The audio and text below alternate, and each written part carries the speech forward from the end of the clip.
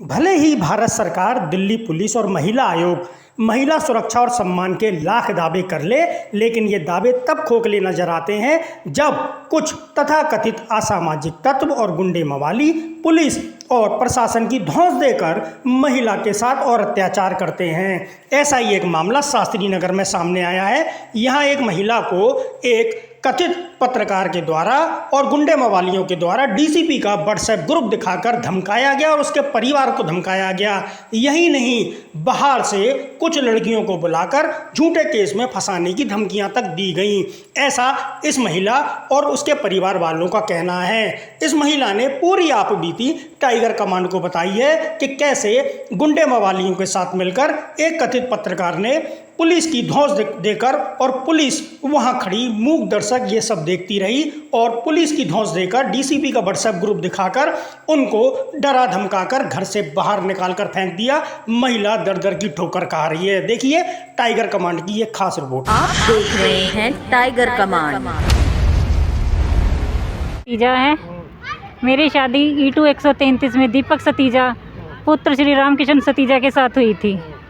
शादी के बाद इन्होंने मेरे साथ दहेज के लिए मारपीट शुरू कर दी। जब तक मेरी मम्मी थी तो इनकी मांगें पूरी करते रहे। बाद में जब हम इनकी मांगें पूरी नहीं कर पाए तो इन्होंने मुझे गलत तरह से प्रताड़ित करना शुरू कर दिया।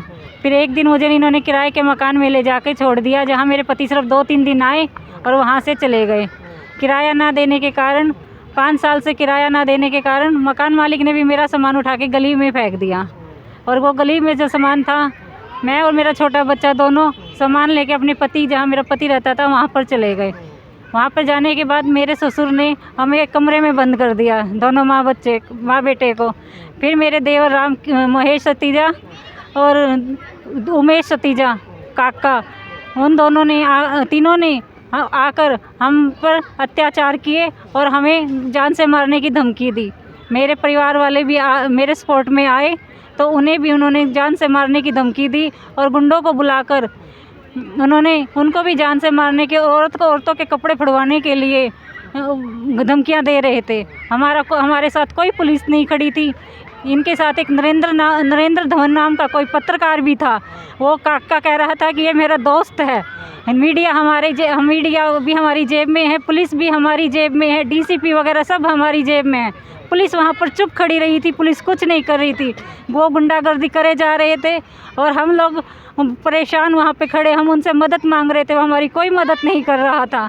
कृपया हमें मदद दिलाई जाए। मेरा सारा सामान इस टाइम रोड पर है और हम माँ बेटा बाहर रोड पे भी हैं। बाहर ऐसे ही पूरी रात हम बाहर पार्क में ही बिताई है। अब हम कहाँ जाएं, आप हमें बताएं, हमारी मदद करें। हाँ जी, मेरी ननद मधु सतीजा की शादी दीपक सतीजा के साथ हुई थी, जिन्होंने उनको दहेज के लिए परेशान करना शुरू कर दिया था। उन्होंने उनको दहेज के लिए इतना परेशान करा था, उन्होंने उनको बाद में घर से भी बाहर कर दिया। जब उनका पति उनको धोखे से किराए के मकान पे लेके गया, किराए के मकान में 2 या 3 दिन उनके साथ रहा, फिर उनको छोड़ के चला गया। फिर कोर्ट में केस चला, कोर्ट ने उनको खर्चा बांधा, किराया बांधा, सब कुछ बांधा, पर उन्होंने ना तो वो किराया देते हैं, ना उनको खर्चा देते हैं। बच्चा भी हर चीज़ के लिए परेशान रहता है, दूध के लिए, पानी के लिए, रोटी सब्जी के लिए, हर चीज़ के लिए बच्चा परेशान है। फिर अब जब क्या नाम है, मकान मालिक ने उनको घर से बाहर निकाल दिया, उनका सामान सारा रोड पे फेंक दिया। अभी भी सारा सामान रोड पे ही पड़ा हुआ है। जब अब वो अपने पति के घर नहीं जाएगी तो बताओ कहाँ जाएगी। जब वो कल अपने पति के घर गई तो उनके ससुर ने उनको बाहर कमरे में बंद करके ताला लगा दिया और उनको गंदी गंदी गालियाँ देने लगे। और उन्होंने कुछ गुंडे भी बुला लिए, कुछ गंदी लड़कियां भी बुलाई, जो उनको भी गंदी गालियां दे रही थी और हमको भी गंदी गालियां दे रही थी। उन्होंने हमें कपड़े फाड़वाने तक की बात करी कि हम तुम्हारे कपड़े फाड़ देंगे, जिसमें से एक नरेंद्र धवन है, साहिल है और उनका देवर काका, जिसका नाम उमेश है और महेश है। इन्होंने हमें कपड़े फड़वाने तक की धमकी दी कि हम लड़कियां बुलवा के तुम्हारे कपड़े फड़वा देंगे, हम तो हाथ नहीं लगाएंगे पर हम तुम्हारे कपड़े फड़वा देंगे, तुम्हें ऐसा कर देंगे कि तुम किसी को मुंह दिखाने तुम लायक भी नहीं रहोगी। फिर उसके बाद उन्होंने लड़कियां बुलाई, जो इन्होंने हमसे बहुत गलत वर्डिंग में हमसे बात करना शुरू कर दिया। और दिल्ली पुलिस ने कोई मदद नहीं करी। हमने दिल्ली पुलिस को कम से कम बहुत 50-60 कॉल करे, उन्होंने हमारी कोई भी मदद नहीं करी। और जो कि एक नरेंद्र धवन है, वो उनका देवर काका है, उसका दोस्त है। वो कहता है कि मैं मीडिया से हूँ, जो दिल्ली पुलिस है, डीसीपी है, ये सब मेरी जेब में है। और ये कोर्ट का भी हमने बहुत पैसा फेंक रखा है, डीसीपी को हमने बहुत पैसा फेंकते हैं, ये सब हमारे अंडर है। अब एक बताइए कि हमारी ननद कहाँ जाए, कहाँ रहे, वो अपना सामान लेके कहाँ जाए, पति के घर नहीं जाएगी तो क्या करेगी।